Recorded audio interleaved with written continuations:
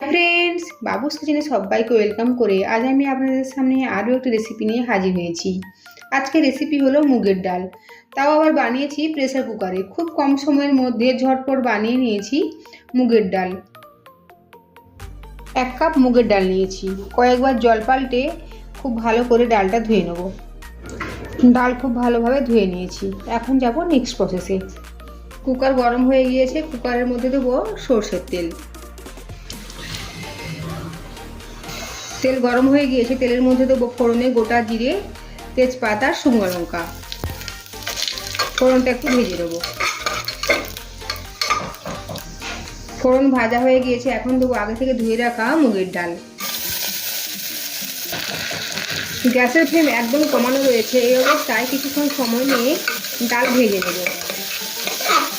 ঠিক আমরা কড়াইতে যেভাবে ডালটা ভেজে নিই, ঠিক একইভাবে ডালটা কুকারের মধ্যে নেড়ে চেড়ে ভেজে নেব। ডাল কিছুটা ভাজা হয়ে গিয়েছে, এখন দেবো অল্প পরিমাণে আদা বাটা। আবারও সব কিছু মিশিয়ে নেব। ডাল থেকে সুন্দর ভাজা ভাজা গন্ধ বেরিয়েছে, এখন দেবো হলুদের গুঁড়ো, দেবো পরিমাণ মতো লবণ, দেবো অল্প পরিমাণে চিনি। যেহেতু নিরামিষ মুগের ডাল, আর মুগের ডাল আমি সাধারণত মিষ্টি মিষ্টি হলে ভালো লাগে, তাই দিলাম অল্প পরিমাণে চিনি। আপনার চিনি পছন্দ না করলে অবশ্যই চিনিটা স্কিপ করতে পারেন। দেবো একটা কাঁচা লঙ্কা।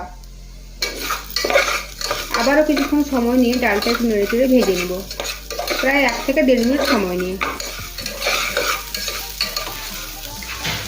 ডাল ভেজে নিয়েছি, এখন দেবো পরিমাণ মতো জল। মুগের ডাল একটু ঘন হলেই ভালো লাগে, তাই সেই হিসেবে জলের পরিমাণটা দিয়েছি। এখন গ্যাসের ফ্লেম একদম কমিয়ে দেবো আর প্রেসার কুকারে ঢাকা চাপা দেবো। আর একটা সিটি দিয়ে ডালটা সেদ্ধ করে নেবো।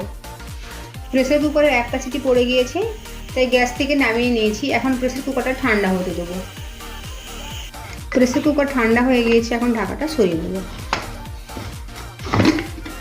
দেখুন ঢাকাটা সরিয়ে নিয়েছি, আর ডাল একদম ভালোভাবেই সেদ্ধ হয়ে গিয়েছে, সাথে জলের ঘনত্বও একদম ঠিকঠাক রয়েছে। এখন একটা বড় বোলের মধ্যে ডালটা ঢেলে নেব। ডাল একটা বড় বোলের মধ্যে নিয়েছি, এখন ডালের মধ্যে দেবো একটা ভাজা মশলা। এই ভাজা মশলার মধ্যে রয়েছে গোটা জিরে, লবঙ্গ, এলাচ, দারচিনি আর শুকনো লঙ্কা। আমি শুকনো কড়াইতে ভেজে গুঁড়িয়ে নিয়েছি। আর দেবো ঘি। তৈরি হয়ে গিয়েছে মুগের ডাল।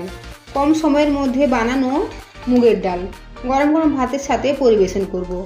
আজকের আমার এই রেসিপিটা আপনাদের ভালো লেগে থাকে তো অবশ্যই কমেন্ট করে জানাবেন কেমন হয়েছে। সাথে লাইক, শেয়ার ও সাবস্ক্রাইব করার জন্য অনুরোধ রইল। আর পাশে থাকা বেল আইকন প্রেস করার অনুরোধ রইল আমার প্রতিদিনের ভিডিওর আপডেট পাওয়ার জন্য। ভালো থাকবেন, সুস্থ থাকবেন। ফিরে আসছি অন্য কোনো রেসিপি নিয়ে। আর ভিডিওটি লাস্ট পর্যন্ত দেখার জন্য ধন্যবাদ।